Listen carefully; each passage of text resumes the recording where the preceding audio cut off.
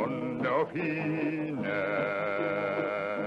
night train to the end, running hard and running fast to meet my future and away from my past, taking the gamble that cannot last, night train to the end. Welcome to Frater SH Night Show. I am your host Sir Peter Pendragon, and this is the show about all things weird and strange. We have a very unique lineup for you on this show. We have UFO reports, ghost reports, and classic science fiction pulp stories told from magazines such as Amazing Stories. A book I wish to tell you about is Robert Hunter's Occult Exposed Omnibus.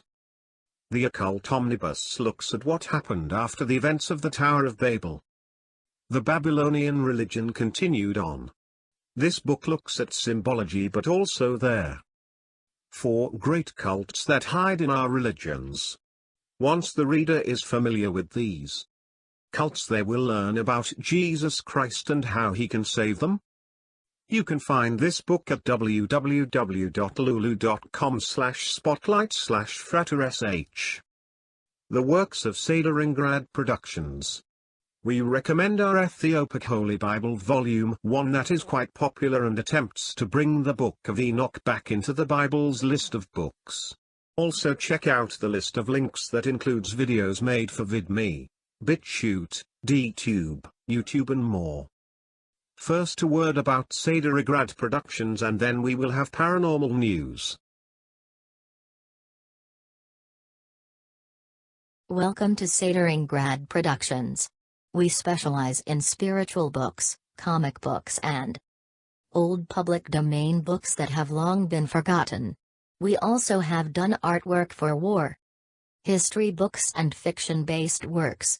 We recommend our Ethiopic Holy Bible Volume 1 that is quite popular and attempts to bring the Book of Enoch back into the Bible's list of books.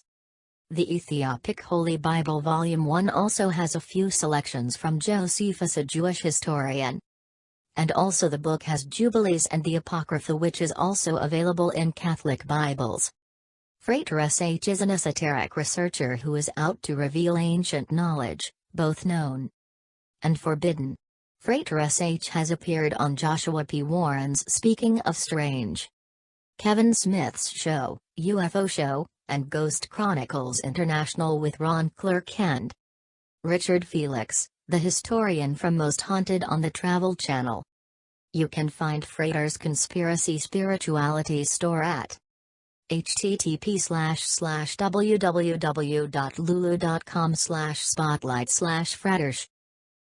Welcome back, and now paranormal news. Michigan witness reports low-flying triangles. By Roger Marsh. A Michigan witness at Lennon reported watching and videotaping 3 massive, triangular-shaped crafts that hovered under 100 feet off the ground, according to testimony in case 84251 from the Mutual UFO Network, MUFON, Witness Reporting Database. The reporting witness was in a vehicle moving along Corona Road when he had the feeling he was being watched on June 8, 2017. As we broke the tree line, I noticed 3 lights in the sky from this distance I was at. The witness stated. It looked to be no more than 70-80 feet between the 3 lights. As we drove by, my mother stopped the vehicle to gain a better view. I began feeling mortified, and terror consumed me. The craft hovered ominously, making no sound, pulsating a flurry of colors. Aviation mechanic unable to identify sphere-shaped object. By Roger Marsh. An Ohio witness at Manning County reported watching and photographing a sphere-shaped object crossing the sky, according to testimony in case 84308 from the Mutual UFO Network, MUFON. Witness Reporting Database. The witness stepped outside at 10:07 p.m. on June 10, 2017, when the incident occurred. Went out to grab my cell phone charger out of scooter glove box and saw this object or objects hauling ass across the sky, the witness stated. Only had a little bit of time to snap a picture and a bit of video, but appeared to be more than one before I lost sight when the line of trees got in the way. Ohio witness drives past hovering UFO. Picture by Roger Marsh. An Ohio witness at Delphos is trying to understand why he drove by a hovering UFO and did not stop to investigate, according to testimony in case 83981 from the Mutual UFO Network. MUFON, Witness Reporting Database. The incident occurred about 3:45 p.m. on November 20, 2016. I was driving home from work in Delphos, the witness stated. I looked up below the trees and saw a black and gray, or silver, squared, cubical shape with the top right cut out about 8 to 10 feet in size, just hovering or vibrating. Triangle UFO quickly disappears over small Ohio town. By Roger Marsh. An Ohio witness at Batavia described a triangle-shaped object with 3 lights at its points, moving directly overhead with no flashing lights or sound, according to testimony in case 83789. From the Mutual UFO Network, MUFON, Witness Reporting Database. The witness was outside in a front yard with a dog on a clear night at 9:45 p.m. on May 16, 2017. When the incident began, I immediately noted how many stars I could see in the darkness of the sky, the witness stated. While standing on the driveway and shortly after looking up, I saw the object come over my roof into view. It appeared to be several thousand feet up in the sky. I could easily make out 3 distinct, white lights in a perfect triangular pattern. Arizona witness describes 6 hovering discs. By Roger Marsh. An Arizona witness traveling by train through Apache County reported watching and photographing 6 hovering, 2-story objects beaming light to the ground level, according to testimony. In case 83376 from the Mutual UFO Network, MUFON, Witness Reporting Database. The case was reported for the witness, who had the experience on April 14, 2017. My mother was traveling through the Arizona desert via train, on her way to Texas, she stated. She was unable to sleep due to movement of the train. She said she was looking out of their cabin window and saw a very bright light that became brighter as the train approached. Witness describes huge rectangle UFO under 500 feet. By Roger Marsh. A California witness at Oval reported watching a large, rectangle-shaped object moving overhead under 500 feet that emitted a low humming sound, according to testimony in case 83386. From the Mutual UFO Network, MUFON, Witness Reporting Database. The reporting witness and his wife were sitting on their front porch on April 15, 2017, when the event occurred. I observed 2 lights in the sky that were moving at us from the north, the witness stated. I told my wife to take a look. The lights seemed to be fixed and very large. I would say about the size of tires or bigger. Now ghost reports. Visalia, California ghost sightings. We lived in a house on NE 4th Avenue and Grape Street. The house that used to be the burned to the ground many years before. A woman and 2 little kids died in the fire because they were trapped by the bars on the windows. A new owner built a new house to rent out. We lived there for 15 years. At night when you were half asleep half awake you would hear the children screaming and crying, but when you woke up all the way it was quiet. We sometimes saw a woman in the living room. She was Mexican and about 30 years old. She was in a nightgown, and she looked like she was sad. Sometimes she was looking like she was looking for something, I think probably her little ones. She never made sounds. We just saw her. She was there for a time, and then she was just disappeared. We never saw the children. We only heard them. Sometimes things moved. Sometimes we heard noise like someone walking on a wood floor. The new house has concrete foundation. When you would be in the bathroom you would hear noise like things being moved, but nothing was moved. Sometimes we would feel scared for no reason. Just scared. Sometimes our dog would not go in any rooms, and the rooms were cold then. We moved, and other people live there now. Submitted by Hernandez. Patricksburg, Indiana ghost sightings. I lived in a house on Strong Street, Patricksburg, Indiana. The kitchen was the original train depot. Patricksburg was originally called Lancaster, but was renamed Patricksburg after a man named Patrick who laid the railroads. My family, the Strongs, bought the building as a summer home, but eventually moved there and added on. My 9 aunts and uncles lived there, as I was also raised there. What I saw and dealt with in that house, that town, was not ghosts. It was pure evil. Demons. And yes, plural. The kinds of things one would see in a movie like Paranormal Activity are just the kinds of things that happened to me over the years. This post will be left as is. And now a classic pulp story. Off on a Comet by Jules Verne. Chapter 6. The captain makes an exploration. Hector Servadac was not the man to remain long unnerved by any untoward event.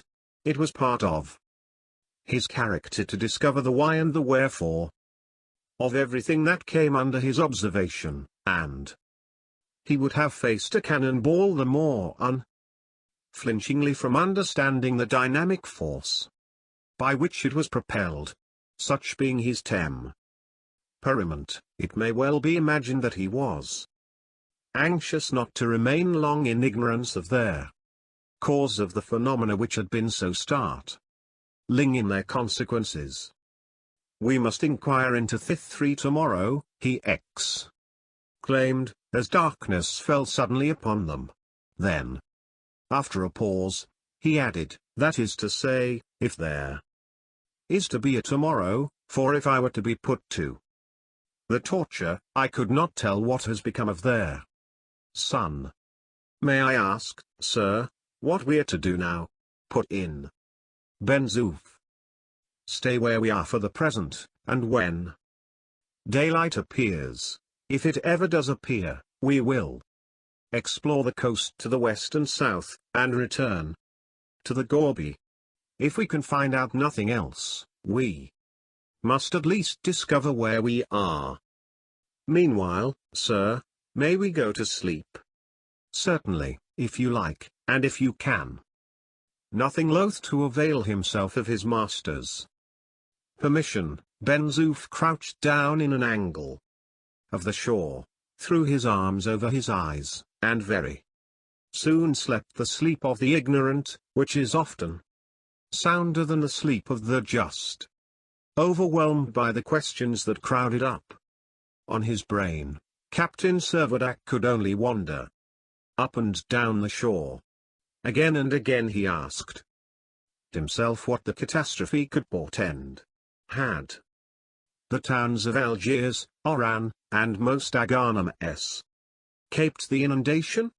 Could he bring himself to believe that all the inhabitants, his friends, and comrades had perished, or was it not more probable that the Mediterranean had merely invaded the region of the mouth of the Shelif? But this supposition did not in the least explain the other physical disturbances. Another hypothesis that presented itself to his mind was that the African coast might have been suddenly transported to their equatorial zone. But although this might get over the difficulty of the altered altitude of the sun and the absence of twilight, yet it would neither account for the sun setting in the east, nor for their length of the day being reduced to 6 hours. "We must wait till tomorrow," he repeated, adding, for he had become distrustful of the future. That is to say, if tomorrow ever comes. Although not very learned in astronomy, Server Dak was acquainted with the position of the principal constellations. It was therefore a considerable disappointment to him that, in consequence of their heavy clouds, not a star was visible in the firmament. To have ascertained that the pole star had become displaced would have been an undeniable proof that the Earth was revolving on a new axis. But not a rift appeared in the lowering clouds, which seemed to threaten torrents of rain. It happened that the moon was new on that very day. Naturally, therefore, it would have set at their same time as the sun. What, then, was the captain's bewilderment when, after he had been walking for about an hour and a half, he noticed on their western horizon a strong glare that penetrated even the masses of the clouds, the moon in the west. He cried aloud, but suddenly bethinking himself, he added, "But no, that cannot be the moon, unless she has shifted very much nearer the earth. She could never give a light as intense as this." As he spoke, the screen of vapor was illuminated to such a degree that the whole country was, as it were, bathed in twilight. "What can this be?" soliloquized the captain. "It cannot be the sun, for the sun set in the east only an hour and a half ago. Would that those clouds would disclose what enormous luminary lies behind them. What a fool! I was not to have learnt more astronomy. Perhaps off on a comet." 13. After all, I am racking my brain over something that quite in the ordinary course of nature. But, reason as he might, the mysteries of their heavens still remained impenetrable. For about an hour some luminous body, its disk evidently of gigantic dimensions, shed its rays upon the upper strata of the clouds, then, marvelous to relate, instead of obeying the ordinary E or 3 of celestial mechanism, and descending upon the opposite horizon, it seemed to retreat farther off, grew dimmer, and vanished. The darkness that returned to the face of their earth was not more profound than the gloom which fell upon the captain's soul. Everything was incomprehensible. The simplest mechanical rules seemed falsified. The planets had defied the laws of gravitation.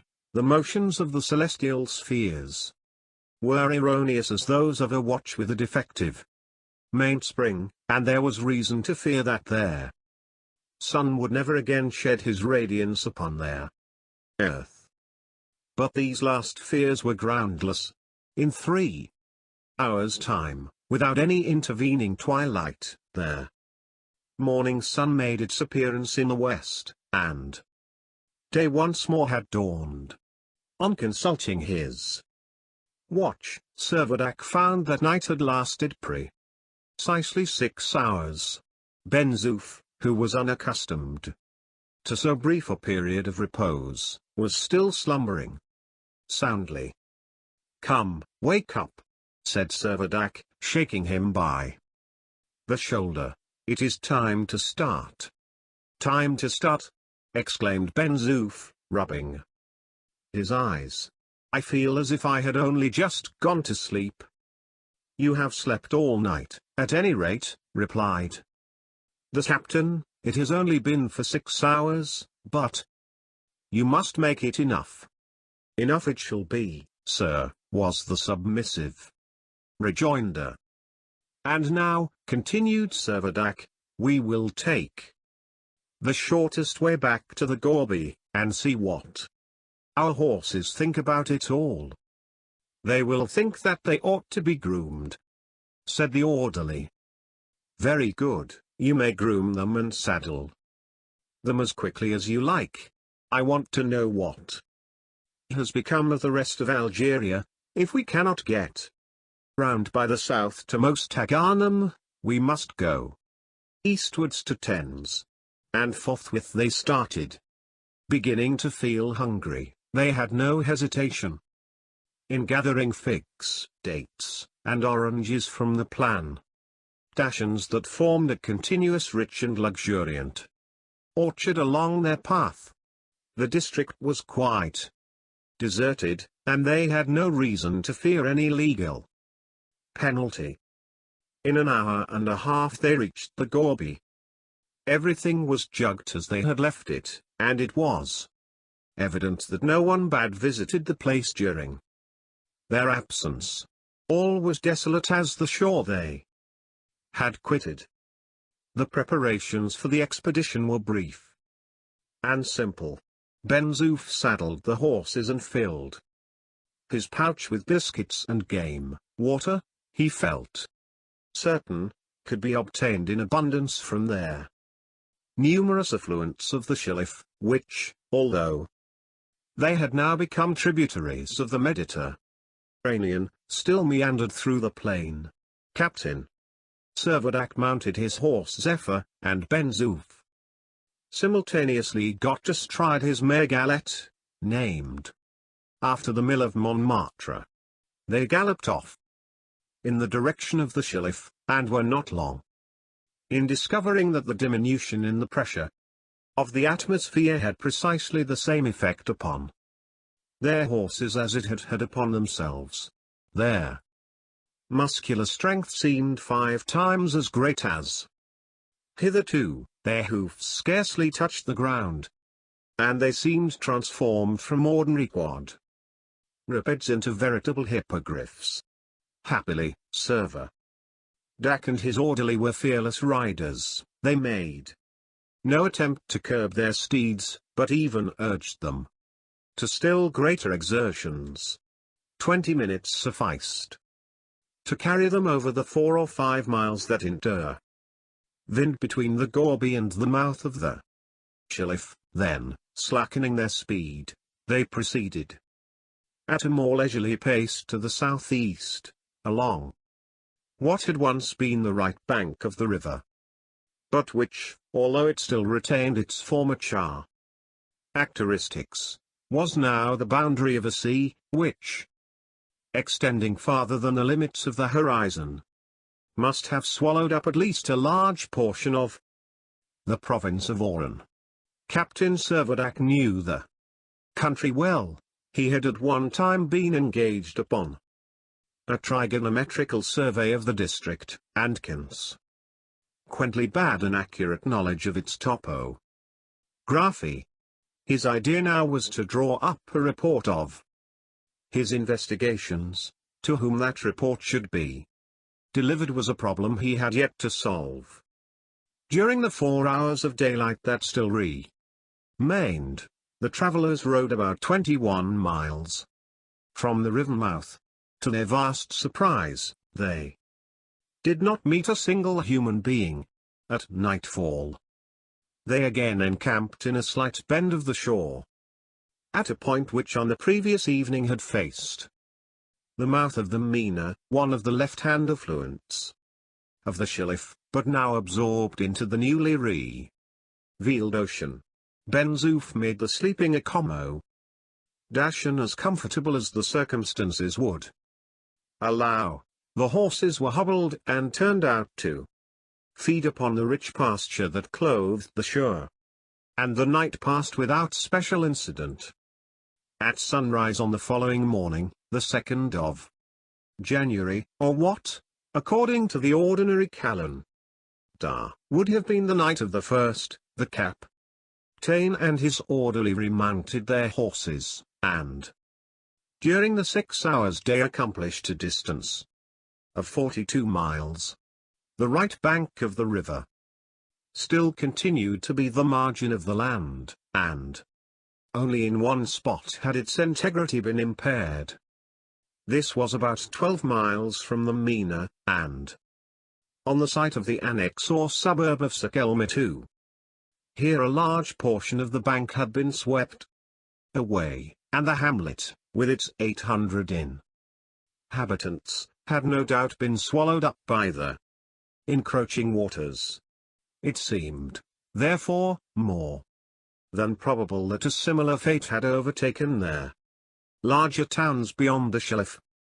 In the evening the explorers encamped, as previously, in a nook of the shore which here abruptly terminated their new domain, not far from where they might have expected to find the important village of Memancharoy, but of this, too, there was now no trace.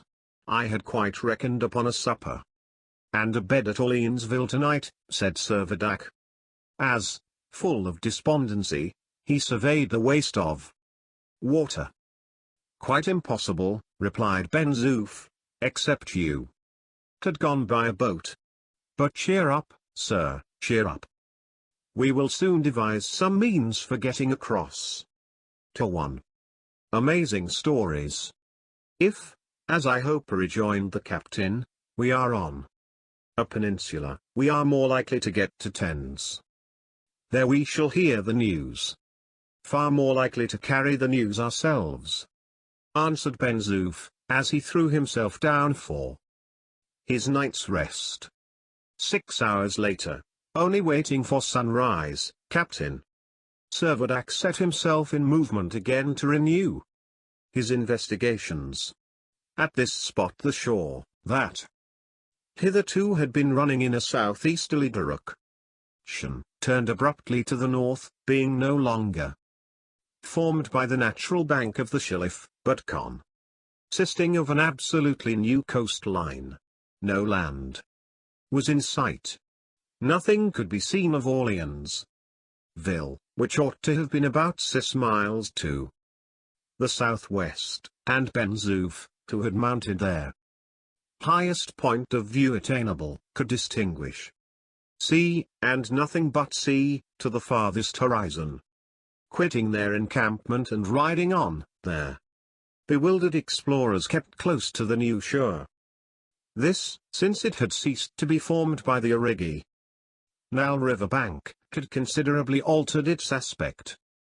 Frequent landslips occurred, and in many places deep chasms rifted the ground, great gaps furrowed the fields, and trees, half uprooted, overhung their water, remarkable by the fantastic distortions of their gnarled trunks, looking as though they had been chopped by a hatchet. The sinuosities of the coastline, alternately gully and headland, had the effect of making a devious progress for the travelers, and at sunset, although they had accomplished more than 20 miles, they had only just arrived at the foot of the Mountains, which, before the cataclysm, had formed the extremity of the chain of the Little Atlas. The ridge, however, had been violently ruptured, and now rose perpendicularly from the water. On the following morning Servadac and Ben Zoof traversed one of the mountain gorges, and next, in order to make a more thorough acquaintance with the limits and condition of the section of Algerian territory of which they seemed to be left as the sole occupants, they dismounted, and proceeded on foot to the summit of one of the highest peaks. From this elevation they ascertained that from the base of the Murdia to the Mediterranean, a distance of about 18 miles, a new coastline had come into existence. No land was visible in any direction. No isthmus existed to form a connecting link with the territory of Thames, which had entirely disappeared. appeared. The result was that Captain Servadac was driven to the irresistible conclusion that the tract of land which he had been surveying was not, as he had at first imagined, a peninsula. It was actually an island. Strictly generally speaking, this island was quadrilateral, but the sides were so irregular that it was much more nearly a triangle. The comparison of their sides exhibiting these proportions, the section of the right bank of the Shelif, 72 miles, their southern boundary from the Shelif to the chain of the Little Atlas, 21 miles, from the Little Atlas to the Mediterranean, 18 miles, and 60 miles of the shore of the Mediterranean itself, making in all an entire circumference of about 171 miles. "What does it all mean?" exclaimed the captain, every hour growing more and more bewildered. "The will of Providence, and we must submit," replied Ben-Zoof, calm and undisturbed. With this reflection, the two men silently descended their mountain and remounted their horses. Before evening they had reached the Mediterranean. On their road they failed to discern a vestige of the little town of Montanot, like tens, of which not so much as a ruined cottage was visible on the horizon. It seemed to be annihilated. On the following day, the 6th of January, their two men made a forced march along the coast of the Mediterranean, which they found less altered than the captain had at first supposed, but 4 villages had entirely disappeared, and the headlands, unable to resist the shock of the convulsion, had been detached from the mainland. The circuit of the island had been now completed, and the explorers, after a period of 60 hours, found themselves once more beside the ruins of their Gorby. 5 days, or what, according to the established order of things, would have been 2 days and a half, had been occupied in tracing their boundaries of their new domain, and they had ascertained beyond a doubt that they were the sole human inhabitants left upon the island. "Well, sir, here you are, Governor-General of Algeria," exclaimed Ben-Zoof, as they reached their Gorby. "With not a soul to govern," gloomily rejoined the captain. "How so? Do you not reckon me?" "Sure. Ben-Zoof, what are you?" "What am one?" "Why, I am the population." The captain deigned no reply, but, muttering some expressions of regret for the fruitless trouble he had taken about his rondo, betook himself to rest. Chapter 7. Ben-Zoof watches in vain. In a few minutes the Governor-General and his population were asleep. The Gorby being in ruins, they were obliged to put up with the best accommodation they could find in the adjacent erection. It must be owned that the captain's slumbers were by no means sound. He was agitated by the consciousness that he had hitherto been unable to account for his strange experiences by any reasonable theory.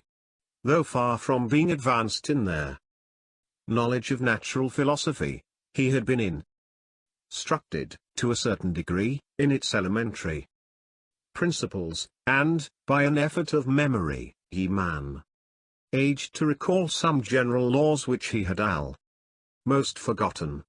He could understand that an altered inclination of the Earth's axis with regard to the ecliptic would introduce a change of position in the cardinal points, and bring about a displacement of the sea, but the hypothesis entirely failed to account, either for the shortening of the days, or for the diminution in the pressure of the atmosphere.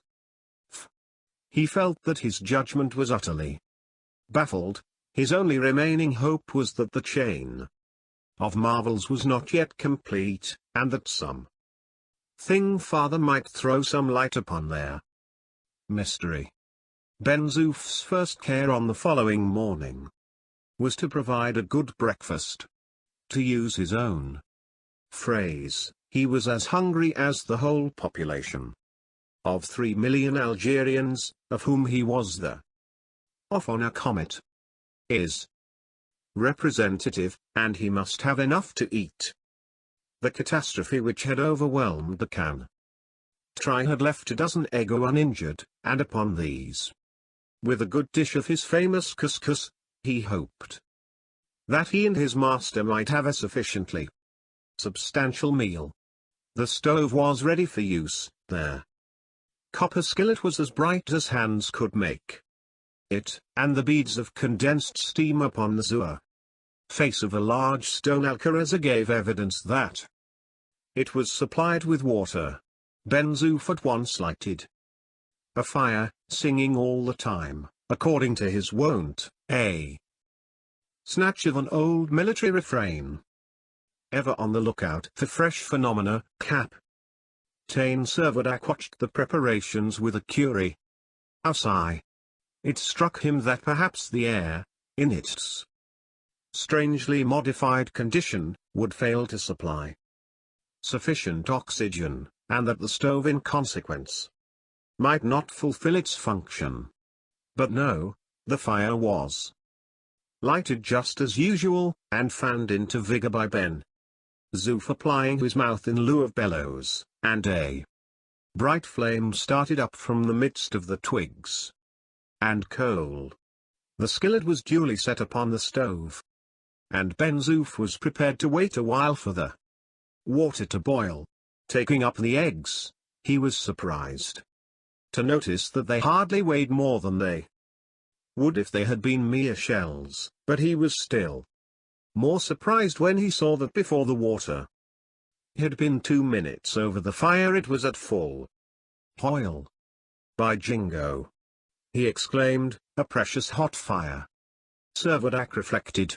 "It cannot be that the fire is hotter," he said. "The peculiarity must be in there water." And taking down a centigrade thermometer, which hung upon the wall, he plunged it into the skillet.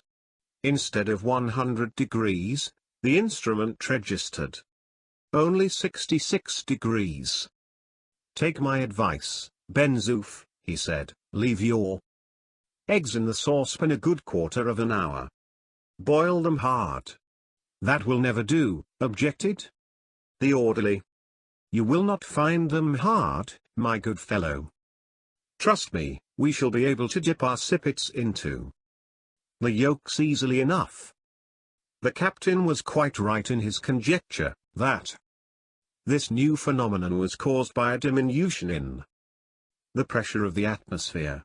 Water boiling at a temperature of 66 degrees was itself an evidence that the ocean of air above the Earth's surface had been reduced by 1/3 of its quantity.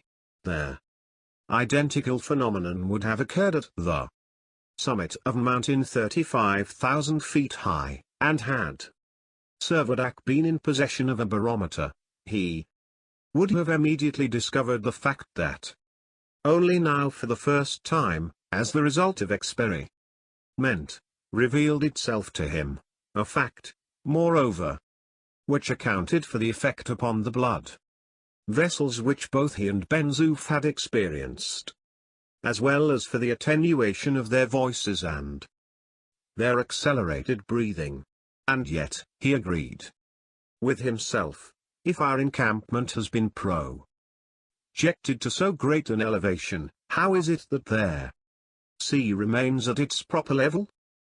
Once again Hector Servadac, though capable of tracing consequences, felt himself totally at a loss to comprehend their cause, hence his agitation and bewilderment. After their prolonged immersion in the boiling water, the eggs were found to be only just sufficiently cooked.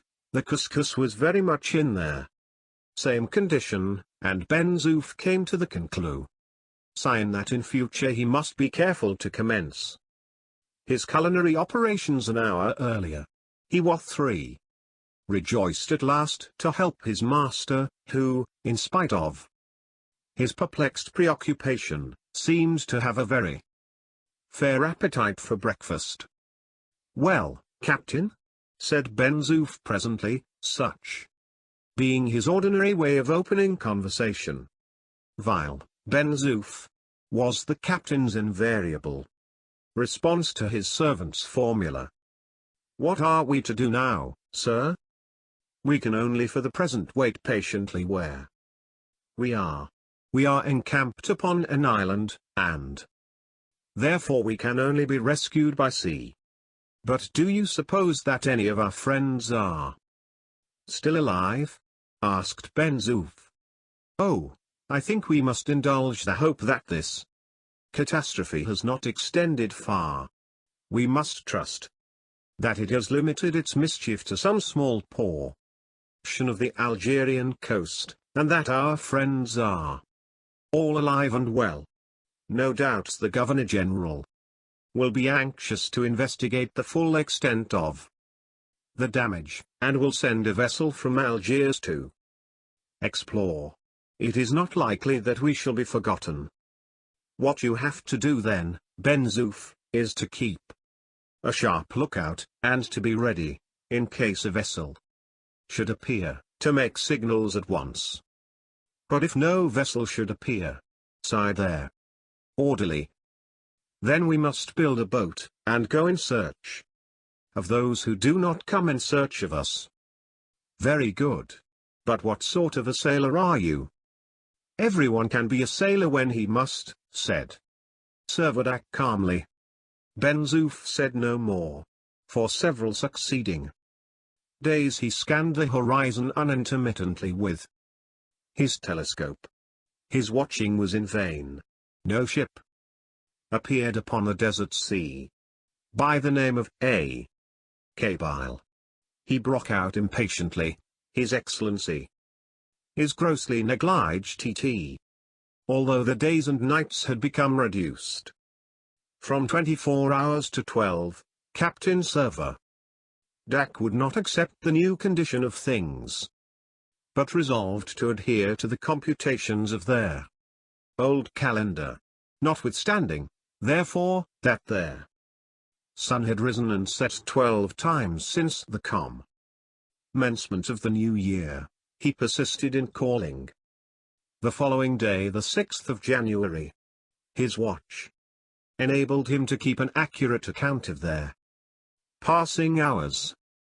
In the course of his life, Ben Zoof had read a few books. After pondering one day, he said, "It seems to me, Captain, that you have turned into Robinson Crusoe, and that I am your man Friday. I hope I have not become a Negro." "No," replied the captain. "Your complexion isn't the fairest in the world, but you are not black yet." "Well, I had much sooner be a white Friday Thurry." "A black one," rejoined Ben Zoof. Still no ship appeared, and Captain Servadac, after the example of all previous Crusoes, began to consider it advisable to investigate the resources of his domain, the new territory of which he had become the monarch he named Gourbi Island. It had a superficial area of about 900 square miles. Bullocks, cows, goats, and sheep existed in considerable numbers, and as there seemed already to be an abundance of game, it was hardly likely 16. Amazing stories that a future supply would effeel them.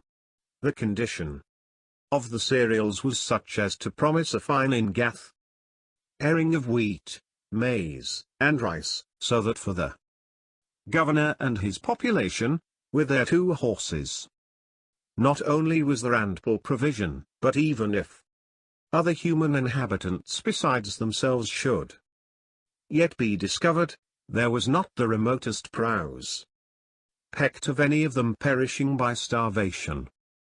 From the 6th to the 13th of January the rain came down in torrents, and, what was quite an unusual occurrence at this season of the year, several heavy storms broke over the island. In spite, however, of the continual downfall, the heavens still remained veiled in cloud. Servadac, moreover, did not fail to observe that for the season the temperature was unusually high, and, as a matter still more surprising, that it kept steadily increasing, as though the earth were gradually and continuously approximating to the sun.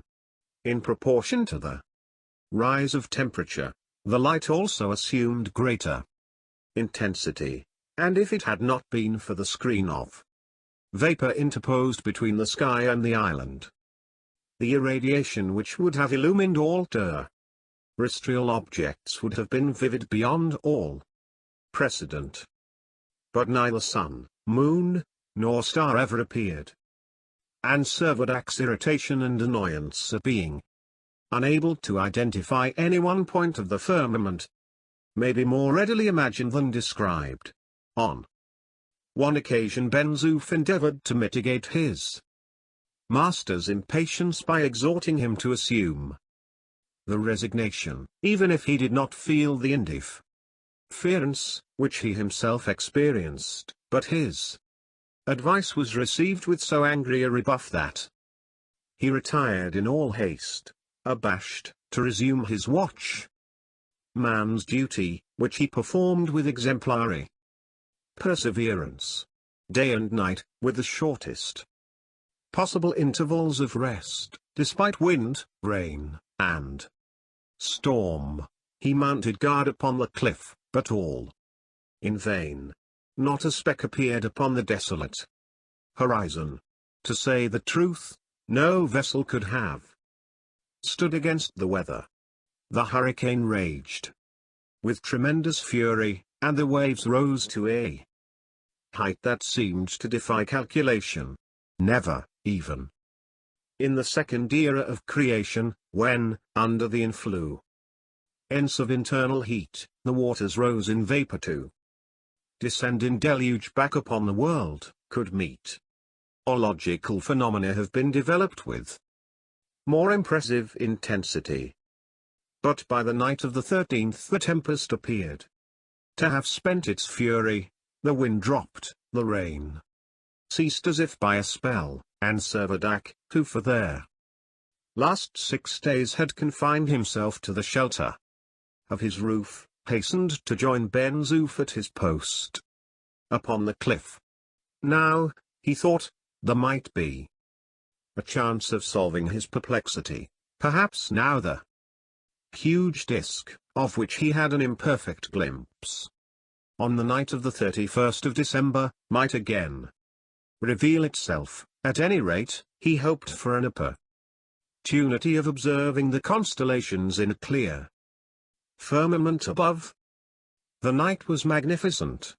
Not a cloud dimmed the luster of the stars, which spangled the heavens in surpassing brilliancy, and several nebulae which hitherto no astronomer had been able to discern without the aid of a telescope were clearly visible to the naked eye. By a natural impulse, Servadac's first thought was to observe the position of the pole star.